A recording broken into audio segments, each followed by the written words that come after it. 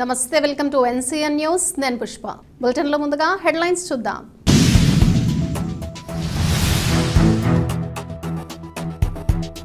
కల్కత్తాలో doctor మౌమితా Devanath పై జరిగిన అత్యాచారం హత్యను ఖండిస్తూ ప్రజా సంఘాల ఆధ్వర్యంలో కొవ్వొత్తుల ర్యాలీ.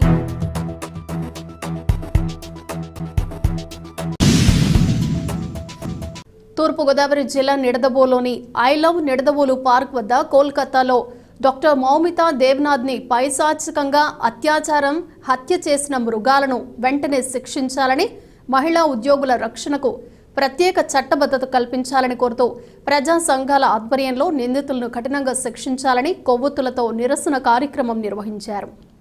ఈ సందర్భంగా డాక్టర్ సాంబశివరావు మాట్లాడుతూ మహానగరంలోనే మహిళలకు రక్షణ లేకుండా పోయిందని, ఎందరో ప్రాణాలను రక్షించవలసిన డాక్టర్లను పైశాచికంగా హత్య చేసిన మృగాలను వెంటనే శిక్షించాలని, మహిళలకు భద్రత కల్పించాలని, సంబంధిత వ్యక్తులపై కఠిన చర్యలు తీసుకోవాలని డిమాండ్ చేశారు. ఈ కార్యక్రమంలో Andhra Pradesh contract NHM staff నర్సుల union రాష్ట్ర అధ్యక్షురాలు దయామణి, సిఐటియు నాయకులు జుబల రాంబాబులు మాట్లాడుతూ రోజురోజుకు పెరిగిపోతున్న అత్యాచారాలు, హత్యల నుండి మహిళలకు రక్షణ కల్పించాలని, ప్రజలకు మెరుగైన వైద్య సేవలు అందించే డాక్టర్లపై, నర్సులపై జరుగుతున్న ఆకృత్యాలను వెంటనే అరికట్టాలని, ప్రత్యేకమైన చట్టాలు రూపకల్పన చేసి దోషులను కఠినంగా శిక్షించాలని అన్నారు.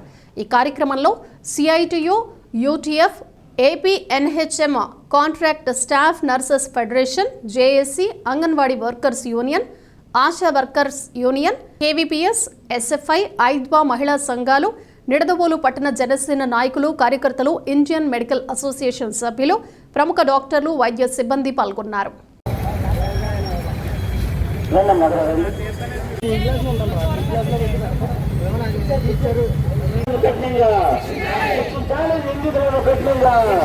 కల్పించాలి పని ప్రదేశాల్లో మహిళలకు భద్రత, కల్పించాలి పని ప్రదేశాల్లో మహిళలకు భద్రత, కల్పించాలి పని ప్రదేశాల్లో మహిళలకు భద్రత, కల్పించాలి పని ప్రదేశాల్లో మహిళలకు భద్రత. ఖండించండి మహిళా డాక్టర్లపై అత్యాచారం హత్యను, ఖండించండి మహిళా డాక్టర్పై అత్యాచారం హత్యను, ఖండించండి మహిళా డాక్టర్పై అత్యాచారం హత్యను. ప్రభుత్వం అలాగే పౌరుల మొత్తం నాయకత్వంతో కూడా వచ్చారు. ముందుగా మనందరూ కూడా ఒక నిమిషం ఆ డాక్టర్ గారికి శ్రద్ధాంజలి ఘటిస్తూ మౌనం పాటించాలని చెప్పి నేను కోరుతున్నాను.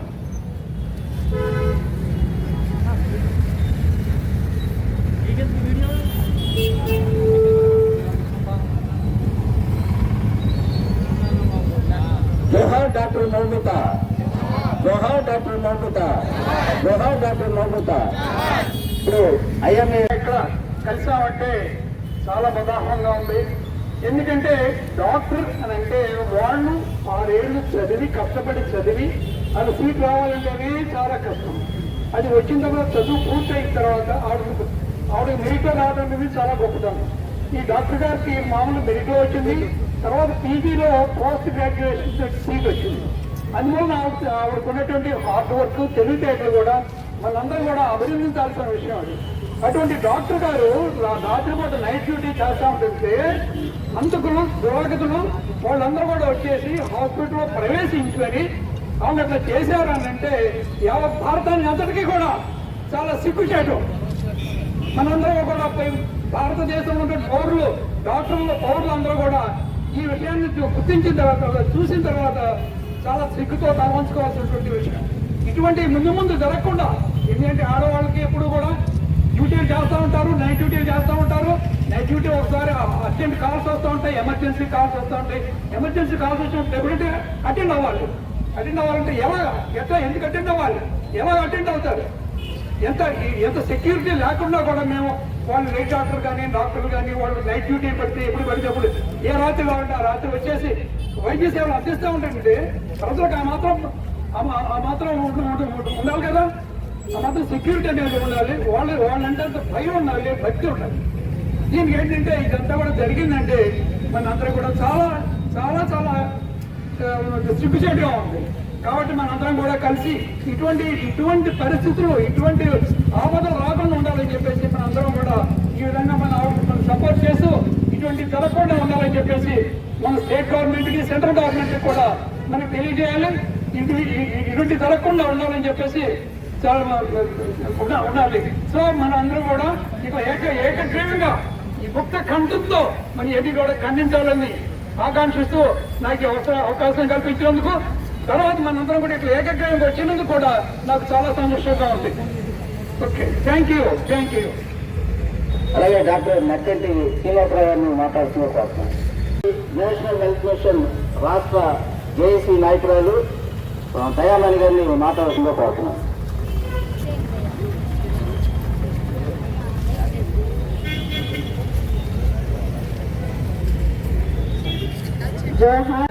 కూడి వచ్చిన అధికారులారా, గౌరవనీయులైన పెద్దలు, ప్రతి ఒక్కరికి, పట్టణ ప్రముఖులకు, ప్రజలకు, సభ్య సమాజానికి సేవ చేసే చేతులు మిమ్మల్ని అభ్యర్థిస్తున్నాయి, మాకు రక్షణ కల్పించండి. సేవ చేసే ఈ చేతులు మిమ్మల్ని అభ్యర్థిస్తున్నాయి, మా మాన ప్రాణాలకు రక్షణ కల్పించండి. సేవ చేసే ఈ చేతులు మరొక్కసారి ఈ కేంద్ర రాష్ట్ర ప్రభుత్వాన్ని బ్రతమాలుతున్నాయి, మా మాన ప్రాణాలకు రక్షణ కల్పించండి. మా ప్రాణాలు పణంగా పెట్టినైనా ప్రజలకు మేము వైద్య ఆరోగ్య సేవలు అందిస్తాం. కోవిడ్ సమయంలో ఈ ప్రపంచం అంతా కూడా నిద్రపోతున్న సమయంలో ఆసుపత్రుల్లో డాక్టర్స్ మాత్రమే నిద్ర లేకుండా లక్షల మంది ప్రజలకు సేవలు అందించారు, ప్రాణాలు కోల్పోయారు. అందుకనే వైద్యుల్ని దేవుడితో సమానం అన్నారు. నేనైతే దేవుడిని నమ్మను, కానీ ఖచ్చితంగా ఈ మాట వాస్తవం. డాక్టర్సే దేవుళ్ళు. ఎందుకంటే ఈ ప్రపంచంలో ఉన్న జ్ఞానాన్ని, సైన్స్ని, టెక్నాలజీని నిరంతరం మార్పు చెందుతున్న ఈ సందర్భంలో అవన్నీ కూడా పరిగణలో తీసుకుని ఈరోజు రోగుల్ని ప్రాణ పరిస్థితిలో ఉన్న వాళ్ళందరూ కూడా కాపాడుతున్నారంటే డాక్టర్స్ లేకపోతే లేదు. మసీదులు, టెంపుల్స్, చాలా ఖరీదైన దేవాలయాలు కూడా మూసేశారు. ఆ రోజున మన దేవుడు మనం కాపాడుతాడు అనుకున్న అన్ని కూడా మూసేశారు. మతపరమైన దేవుళ్ళు కూడా ఎక్కడా కూడా తెరిచి ఉంచలేదు. ఒక ఆసుపత్రులు మాత్రం తెరిచి ఉన్నాయి. అది ఒక డాక్టర్స్ యొక్క గొప్పతనం. అటువంటి ఒక మహిళా డాక్టర్ని ముక్కుపచ్చనాలు 31 సంవత్సరాల అమ్మాయికి మరి పీజీ చేస్తున్నారు. చెస్ట్ విభాగంలో, ఊపిరితిత్తుల విభాగంలో పనిచేస్తున్నారు. అక్కడ సంజయ్ రాయ్ అనే ఒక దొండగుడు, వాడు పోలీస్ ఇన్ఫార్మర్ చేస్తున్నాడంట సిటీలో. వాడు హాస్పిటల్లో మాఫియాగా వ్యవహరిస్తూ బెడ్లు ఇప్పిస్తాను, రకరకాలని డబ్బులు తీసుకుంటూ కొంతమంది మహిళల మీద అటెంప్ట్ చేయడం కానీ, లేదా దోపిడీలు చేయడం కానీ ఇటువంటివన్నీ కూడా చేస్తున్నాడు. ఒక అరాచకుడు. మరి ఆ డాక్టర్ గారి యొక్క ఈ రిపోర్ట్ వస్తే 150 గ్రాముల స్పెర్మ్ ఉందని చెప్పేసి ఆ రిపోర్ట్స్ వచ్చినాయంటే డాక్టర్ చెప్పారు. అందరూ కూడా చివరి మాటలో ఉన్నాయి. ఆ డాక్టర్ గారు చాలా వీడియో చాలా మందికి చూసే ఉంటారు. అసలు మన చాలా అమానుషమైంది. ఇక్కడ తెలుసుకోవాల్సింది ఏంటంటే భారతదేశ చరిత్రలో ఎక్కడ కూడా ఒక సంఘటన జరిగితే ముఖ్యమంత్రిని ప్రాసిక్యూట్ చేయమని చెప్పిన సందర్భం లేదు. కానీ ఆ రాష్ట్రంలో సీఎంను కూడా ప్రాసిక్యూట్ చేయాలి, బెంగాల్ సిటీ, కోల్కతా సిటీ కమిషనర్ని ప్రాసిక్యూట్ చేయాలని చెప్పి. ఎందుకంటే ఆగస్టు 9వ తారీఖున జరిగితే ఇది 14వ తారీఖు, అంటే కొద్ది గంటల్లో స్వతంత్ర దినోత్సవ వేడుకలు జరుపుకునే ఆ సమయంలో ఈ విషయం బయటకు వచ్చింది. అంటే ఈ 9వ తారీఖు జరిగిన ఇన్సిడెంట్ ఈ వారం రోజుల్లో ఏం జరిగిందంటే సాక్ష్యాలు తారుమారు. అంటే చాలా దారుణమైన విషయం ఇది.